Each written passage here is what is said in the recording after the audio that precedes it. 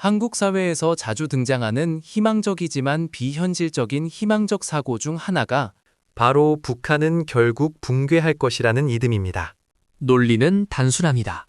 북한은 극도로 가난하고 김씨 일가의 세습 독재 체제는 현대 사회에서 오래 버틸 수 없다는 것입니다.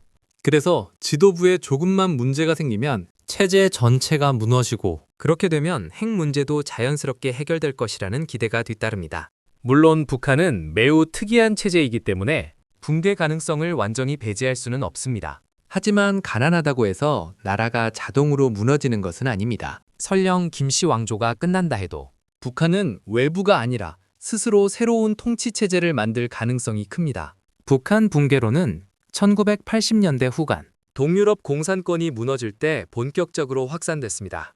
북한도 공산주의 체제이니 비슷한 길을 갈 것이라고 많은 사람들이 생각했습니다. 그리고 1994년 김일성의 갑작스러운 사망, 1995년 대홍수가 겹치면서 붕괴 예측은 더욱 구체화됐습니다.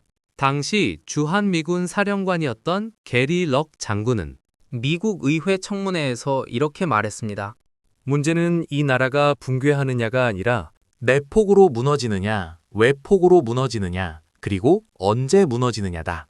이 발언을 계기로 한미 양국은 북한 붕괴 사태에 대비한 작전 계획까지 수립했습니다. 하지만 결과는 어떠했을까요? 북한은 붕괴되지 않았습니다. 이후에도 북한 지도부의 이상 징후가 보일 때마다 붕괴론은 반복됐습니다.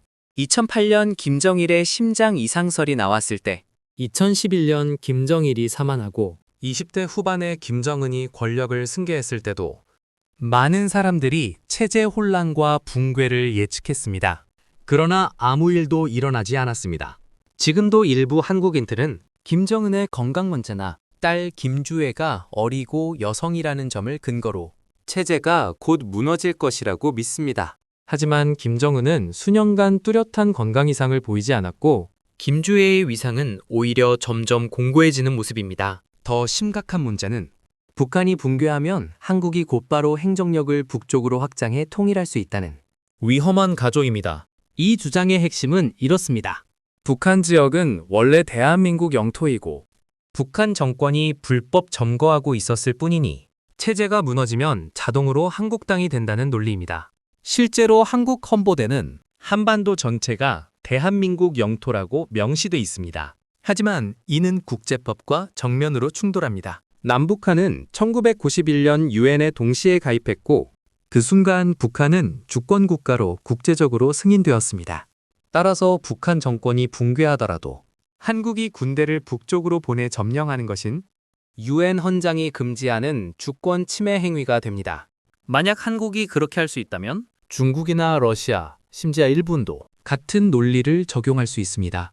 또 하나의 척박은 북한이 붕괴하면 핵 문제도 자동으로 사라질 것이라는 믿음입니다. 실제 붕괴가 일어나 혼란 상태에 빠진다면 핵 통제 체계가 무너질 가능성이 매우 큽니다. 일부 세력이 핵무기를 탈취해 무책임하게 사용할 위험도 배제할 수 없습니다. 게다가 붕괴 이후 등장하는 새로운 정권이 핵을 혐오하고 자발적으로 비핵화를 선택할 것이라는 기대 역시 희망적 사고입니다. 혼란 속에서 탄생한 정권일수록 오히려 핵무기에 집착할 가능성도 있습니다. 그 정권이 남한에 우호적일 수도 있고 지금보다 훨씬 적대적일 수도 있습니다. 어느 쪽도 배제할 수 없습니다.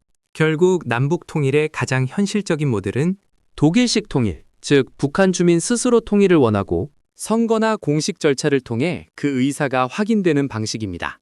자결권의 원칙에 따라 북한 주민의 동의 없이 한국이 일방적으로 통일을 강요할 수는 없습니다. 그런데도 북한 붕괴나 흡수 통일을 공개적으로 언급하는 것은 북한 지도부뿐 아니라 일반 북한 주민들에게도 매우 부정적인 인상을 줍니다. 아무리 가난해도 북한 주민들에게는 자기 나름의 정체성과 자존심이 있고 일방적인 흡수는 강하게 거부할 가능성이 큽니다.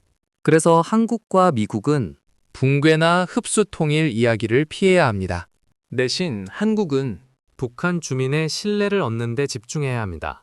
김정은과의 정상회담에 집착하기보다 북한 주민의 인권 문제와 고통을 국제사회에 알리고 탈북민들이 한국 사회에 성공적으로 정착하도록 돕는 것이 중요합니다. 그들이 다시 북한의 가족과 지인들에게 통일이 너희에게도 이익이 된다고 설득할 수 있어야 합니다. 또한 한국은 자신의 민주주의를 더 성숙하게 만들고 불평등을 줄여 북한 주민들이 진심으로 저 나라와 함께 살고 싶다고 느끼게 해야 합니다. 하지만 현실은 그렇지 못합니다.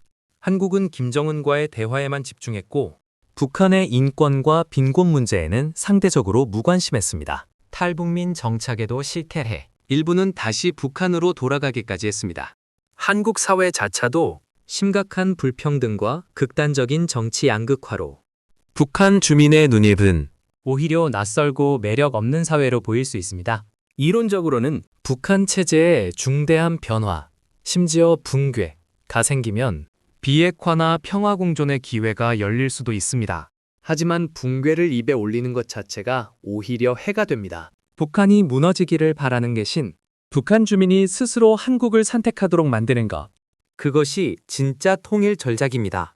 그리고 그 첫걸음은 북한 붕괴에 집착하는 사고에서 벗어나는 것입니다. 이 주제에 대한 더 자세한 분석은 저자의 저서 Nuclear North Korea, Armed, Desperate and Unpredictable 제9장을 참고하시기 바랍니다.